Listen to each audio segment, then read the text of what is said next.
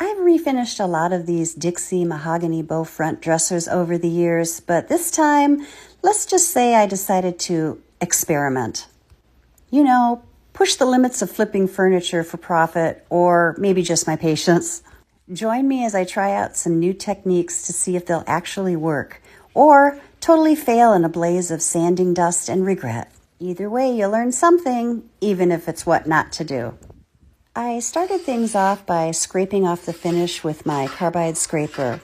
The top layer of varnish came off fine, but underneath, it was like concrete. So I switched to my orbital sander, my usual go-to for these mahogany tops. After a few minutes of that, nope, hardly a dent. Time to bring out the big guns, acetone. I've seen a lot of other flippers use it, so I figured I'd give it a shot. I tried it with a rag, then with steel wool, and let's just say it turned into a sticky, gunky mess that smelled like bad decisions. In one last act of desperation, I reached for a clean stripper. I layered it on off camera, waited 15 minutes, came back with my putty knife, and yeah, you can see how well that went. Not great. So in the end, I did what I probably should have done from the start. Went back to the orbital sander and just put in the elbow grease. I sanded it all the way down to the bare wood, then scuff sanded the rest of the piece. With a clean slate, I brushed on pre-stain wood conditioner over the top.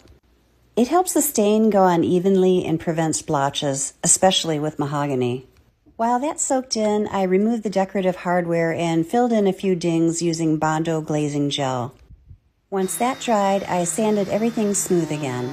Then it was time for the fun part, the first layer of gel. I used a foam brush to apply it, then wiped it back thoroughly. That's when you really see the grain come to life, and you can almost forget how painful the stripping process was. Almost. First coat of stain on in hickory, and I'm liking the color, but I'm noticing a few swirly marks. And there's a couple patches here too. Now I had started with a very low grit to get that varnish off, and I worked my way up to 120 to 220 all the way to 600. And I think what's happening is, even though I'm going up in the grits, sometimes if there's a little bit of sawdust caught underneath the orbital sander, it creates a new mark even though you may have gotten rid of it. So I'm going to do a light sanding of these areas and restain it and see if I can get them smoothed out. I'm going to try and hand sand these down, and I'm using a 120 because I want enough to actually affect the grain, and then I'll go in with a lighter sand grit, and then I'll restain it, and let's see how that works. Yeah, the whole stain is coming off. I wonder if I wait to let this stain dry a little bit longer, if that would help, because it's still a little bit tacky. I might end up having to sand down the whole thing, but we'll give it a try. Okay, I took a low grit and I got a lot of the swirlies out. I needed the lower grit to really get into the grain, and then I came back with a 120 and lightly did over those spots, and I wiped it off. And honestly, I don't know if I should do the pre-stain wood conditioner again, because you know I sanded all the way through, or if I should sand the whole thing. I started to sand the whole thing, and then I feel like it was, oh yeah, I see here, creating more problems. So I'm going to fix this right now, and then I'm going to put on a coat of stain mostly on these areas and see how even or uneven it looks.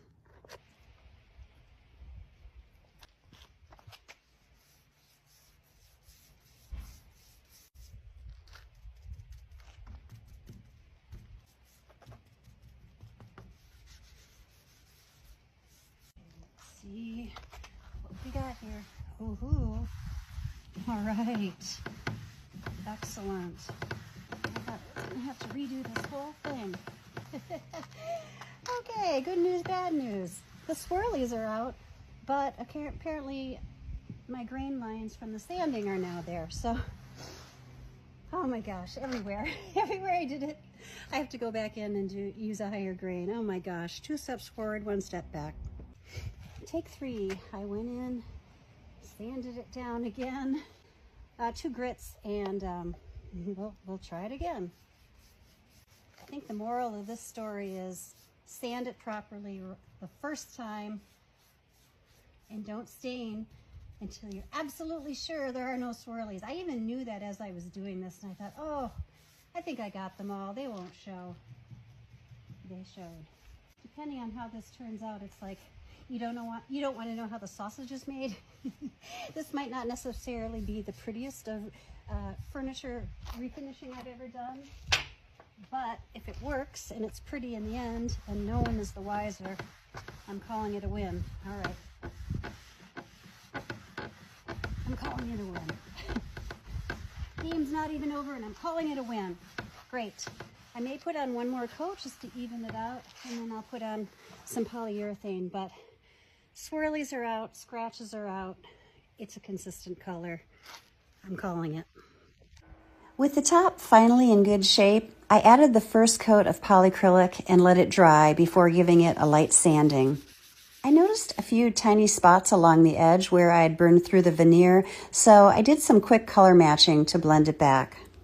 Then I came in with a second coat of polycrylic, same process, and finally a third and final coat for that smooth, durable finish. That's where I wrap for the day. Come back for part 2 to see how I tackle the bottom half of this dresser and pull the whole look together. It's a big transformation. In this video, we're tackling the bottom half because even the prettiest tops needs a little support from below. I've refinished plenty of these mahogany dressers before. They've got really good bones, beautiful lines, and they clean up nicely so they can look good in a modern furniture home. First, I taped off my freshly finished top. No way was I risking a paint overspray disaster. Then I touched up a few dings with Bondo wood glaze and sanded those spots smooth. Next up, primer. I sprayed on a coat over the front and sides. Primer is crucial on mahogany because it loves to bleed through the lighter paints. Skip it and you'll get weird red streaks popping through like a horror movie cameo. Once the primer dried, I sanded it down so it was silky smooth. Then came my first coat of paint, a light gray with soft taupe undertones, similar to the primer. After it dried, I gave it another quick sanding. Since I painted with the drawers in, I pulled them out next and hit the tops and sides so everything looked seamless. After that, I added a second coat, making sure to get into all the little cracks and around the feet. Once it was dry, I finished with a layer of polycrylic spray mixed with just a touch of the paint color. That gives it a slightly deeper tone and protects the finish. With the painting done, I boiled the drawer hardware to loosen years of grime. Then gave each piece a good scrub before reattaching it. And honestly, the best part of any project, peeling off that tape and seeing everything come together. Here's the finished dresser. I love the contrast between the dark stained top and the soft light gray base. Modern, but still classic. I skipped the rub and buff on the pulls this time because I liked how the silver tone matched the paint. What do you think? Would this make your list of modern furniture? My name is Meg, and I show you practical tips for refinishing and flipping furniture. Be sure to hit the follow button for more.